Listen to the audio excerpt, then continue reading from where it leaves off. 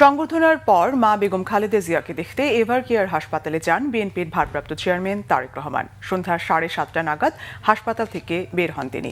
বৃহস্পতিবার সন্ধ্যা 5:54 দিকে তারেক রহমান হাসপাতালে প্রবেশ করেন। এর আগে সন্ধ্যা 5:50 দিকে তারেক রহমানকে বহনকারী লাল সবুজ বাসটি এভার কেয়ার হাসপাতালের গেটে থামে। হাসপাতালে তারেক রহমানের সঙ্গে যান বিএনপির স্থায়ী কমিটির সদস্য সালাউদ্দিন আহমেদ ও ডাক্তার AZM জাহিদ হোসেন সহ দলের শীর্ষ পর্যায়ের নেতারা। জুলাই 36 এক্সপ্রেসওয়েতে গণসংবর্ধনা স্থলে বক্তৃতা শেষ করে তারেক রহমান এভার কেয়ার হাসপাতালের উদ্দেশ্যে রওনা দেন। তবে নেতাকর্মীদের ভিড়ের কারণে তাঁকে বহনকারী গাড়ি হাসপাতালে পৌঁছাতে দেরি হয়। পথের সড়কের দুই পাশে ছিলেন অজস্র নেতাকর্মী। প্রিয় নেতাকে এক নজর দেখার জন্য সড়কে দীর্ঘ সময় অপেক্ষা করেছিলেন তারা। তারেক রহমানও নেতাকর্মীদের প্রতি হাত নেড়ে এই ভালোবাসার জবাব দেন। তারেক রহমানের সঙ্গে দেশে ফেরেন তার স্ত্রী জুবাইদা রহমান ও মেয়ে জাইমা রহমান। বিমানবন্দর থেকে জুবাইদা রহমান ও জাইমা রহমান গুলশানের বাসায় চলে যান।